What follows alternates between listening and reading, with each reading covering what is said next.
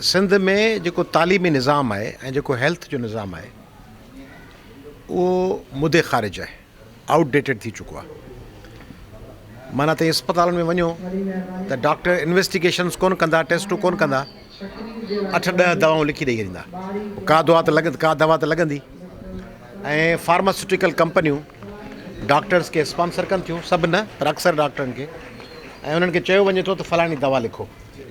पोइ उहे महांगियूं दवाऊं लिखनि था। मरीज़ खे दवा हिकिड़ी खपे, 7 दवाऊं उन्हनि सां ॿियूं लिखियल आहिनि। उहे 7 दवाऊं छो लिखियल आहिनि? जो उहे कंपनियूं उन्हनि खे पैसा ॾियनि थियूं घुमण जा, फर्नीचर जा ऐं कमीशन्स जा।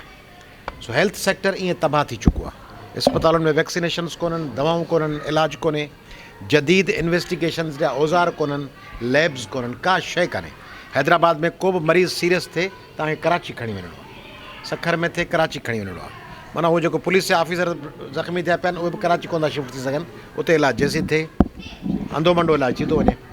ईअं ई हेल्थ सेक्टर तबाह आहे। एजुकेशन सेक्टर सिंध में शागिर्दनि खे हिकिड़ो रोबोट्स तयारु पिया कया वञनि, अलवक बे बदक फलाणो 1 2 बिडू 4, नई का शइ, का आर्टिफिशियल इंटेलिजेंस, का अंग्रेज़ी, का जर्मन, का फ्रेंच, का हिस्ट्री, तारीख़ कहिड़ी थी पढ़ाई वञे। तारीख़ में, सिंध जी तारीख़ में, पाकिस्तान जी तारीख़ में, समाजी अभ्यास में को ज़िक्र आहे शेख अयाज़ जो, को ज़िक्र आहे रसूल बख्श पली जो, GM सैयद जो, को ज़िक्र आहे इब्राहिम जोए जो, ज़िक्र ई कोन्हे। को उस्ताद बुखारी जो, को शाइरीअ जो, को अदब जो, को अफ़साने जो, को नॉवेल्स जो, अमर जलील ते को किताबनि में को सबक़ आहे? कुझु बि कोन्हे। जेका हू ॿुधाइनि सर सैयद अहमद ख़ान, शाह वलीउल्लाह, तेतू मीर, इहे वेठा पढ़ाइनि। तेतू मीर या शाह वलीउल्लाह या सर सैयद अहमद ख़ान चङा कम कया हूंदा, पर उनखां वधीक चङा कम सिंध जे माण्हुनि बि कया आहिनि न। ग़ुलाम मोहम्मद बुरगड़ी कया हूंदा, उन जो को ज़िक्र आहे हिते। गाज़ी फैज़ मोहम्मद जो को ज़िक्र आहे, मिर्ज़ा कलीच बेग जो, डॉक्टर नबी बख्श बलोच जो, AJ उत्तम जो, कीरत बाबाणी जो, गोबिंद माली जो, पोपटी हीरानंदाणी जो, सुंदरी उत्तम चंदाणी जो, नसीम खरल जो, ज़िक्र ई कोन्हे। ऐं एजुकेशन में शागिर्द जी तरबियत इहा बि कान थी कई वञे त शागिर्द को सफ़ाई करणु सिखे स्कूल जी, शागिर्द को वण पोखणु सिखे।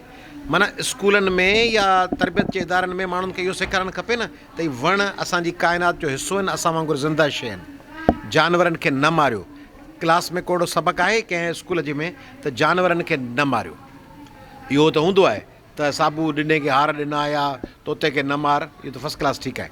पर ॻोठनि में कुते खे माण्हू वेठो पथर हणे, हरूभरू झिरकियुनि जा आखेरा वेठो ड्राए, तितरनि जो शिकार पियो थिए। माना काइनात सां मिलणु, नेचर सां मिलण जो को सबक़ु ई कोन्हे। दुनिया जे मुल्कनि में आउं ॿाहिरां मोटियो आहियां, दुनिया जे मुल्कनि में माण्हुनि जी तरबियत थी थिए, वणनि सां मुहबत, इंसाननि सां मुहबत, अमन सां मुहबत, डिसिप्लिन में हलणु। डिसिप्लिन ऐं नज़्म ज़ब्त जो दर्स ई कोन्हे। ख़ुदि उस्तादनि जदीद तालीम सिख्या हासिलु कोन कई आहे। तंहिंजे करे सिंध जे उस्तादनि ऐं शागिर्दनि खे जदीद बणाइण जी ज़रूरत आहे।